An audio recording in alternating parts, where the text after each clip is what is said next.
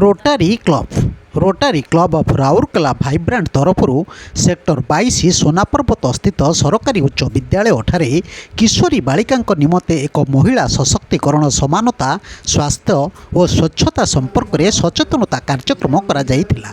ଭାଇବ୍ରାଣ୍ଟର ସଭାପତି ରୋଟାରିଆନ୍ ପ୍ରଶାନ୍ତ ରଞ୍ଜନ ପାତ୍ର ଓ ସମ୍ପାଦକ ରୋଟାରିଆନ୍ ବସନ୍ତ କୁମାର ଦନ୍ତିଙ୍କ ଆବାହକତ୍ୱରେ ଆୟୋଜିତ ଏହି କାର୍ଯ୍ୟକ୍ରମରେ ବିଦ୍ୟାଳୟର ପ୍ରଧାନ ଶିକ୍ଷକ ସୁପ୍ରଭାତ କୁମାର ବେହେରା ସ୍ୱାଗତ ଭାଷଣ ସହ କାର୍ଯ୍ୟକ୍ରମର ଆଭିମୁଖ୍ୟ ସମ୍ପର୍କରେ ସୂଚନା ପ୍ରଦାନ କରିଥିଲେ।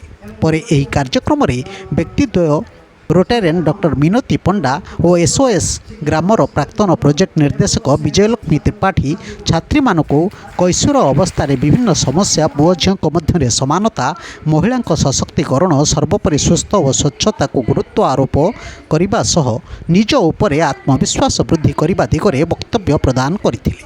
ଏହି ଅବସରରେ ଉପସ୍ଥିତ ଥିବା ପ୍ରାୟ 150ରୁ ଉର୍ଦ୍ଧ୍ୱ ଛାତ୍ରୀଙ୍କ ମଧ୍ୟରେ ପ୍ରଶ୍ନୋତ୍ତରୀ କାର୍ଯ୍ୟକ୍ରମ କରାଯାଇ ସଠିକ୍ ଉତ୍ତର ଦେଇଥିବା ଛାତ୍ରୀମାନଙ୍କୁ ପୁରସ୍କୃତ କରାଯାଇଥିଲା। ପ୍ରାରମ୍ଭରେ ସଭାପତି ରୋଟାରିଆନ୍ ଶ୍ରୀ ପାତ୍ର ଅତିଥିମାନଙ୍କ ପରିଚୟ ଓ ରୋଟାରୀ କ୍ଲବ୍ର ଆଭିମୁଖ୍ୟ ସମ୍ପର୍କରେ ବକ୍ତବ୍ୟ ରଖିଥିବା ବେଳେ ସମ୍ପାଦକ ରୋଟାରିଆନ୍ ଶ୍ରୀ ତନ୍ତୀ ଧନ୍ୟବାଦ ଦେଇଥିଲେ। ଏହି ଅବସରରେ ଇଞ୍ଜିନିୟର ଅଜିତ ମୋହନ ପୂଜାରୀ ଛାତ୍ରୀମାନଙ୍କୁ ଉତ୍ସାହିତ କରିବା ପାଇଁ ସଙ୍ଗୀତ ପରିବେଷଣ କରିଥିଲେ। ଏହାପରେ ଛାତ୍ରୀମାନଙ୍କ ମଧ୍ୟରେ ବିସ୍କୁଟ, ଚକୋଲେଟ୍ ସହ ସାନିଟାରୀ ନାପକିନ୍ ବଣ୍ଟନ କରାଯାଇଥିଲା। ଏହି କାର୍ଯ୍ୟକ୍ରମରେ ରୋଟାରିଆନ୍ ଡକ୍ଟର ସଂଯୁକ୍ତା ପତି, ରୋଟାରିଆନ୍ ଅନିତା ନାୟକ, ରୋଟାରିଆନ୍ ସବିତା ମହାନ୍ତି ଓ ବିଦ୍ୟାଳୟର ସମସ୍ତ ଶିକ୍ଷକ ଶିକ୍ଷୟିତ୍ରୀ ପରିଚାଳନାରେ ସହଯୋଗ କରିଥିଲେ।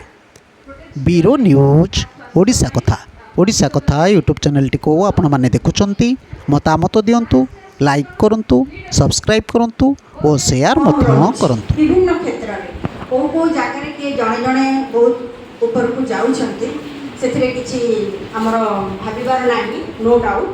କିନ୍ତୁ ପରସେଣ୍ଟେଜ୍ ହାର ଯେଉଁଟା କୁହାଯାଉଛି ଶତକଡ଼ାଟା ଆମର ମହିଳାମାନଙ୍କ କ୍ଷେତ୍ରରେ କମ୍ ରହୁଛି। ତେଣୁ ଯାହା କିଛି ରିସର୍ଚ୍ଚ ହେଇକରି ଗବେଷଣା ହେଇକରି ବାହାରିଲାରେ କେମିତି ଆମେ ସମାଜର ଉନ୍ନତି ପାଇଁ ନାରୀ ସଶକ୍ତିକରଣ ବା ଓମେନ୍ ଏମ୍ପାୱାରମେଣ୍ଟ କରିବା, ବୁଝିପାରୁଛ ପିଲାମାନେ? ତ ଓମେନ୍ ଏମ୍ପାୱାରମେଣ୍ଟ ଯେଉଁ କରାଯିବ ତାର ବିଭିନ୍ନ ଦିଗ ରହିଛି। ବହୁତ ଜିନିଷରେ ଆମେ ତମମାନେ ବି ଚିନ୍ତା କରି ବି ପାଇପାରିବ।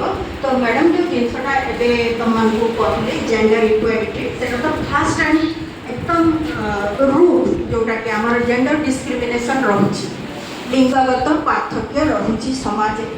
ବିଭିନ୍ନ କାର୍ଯ୍ୟ ନେଇକରି ଯେମିତି ଆମର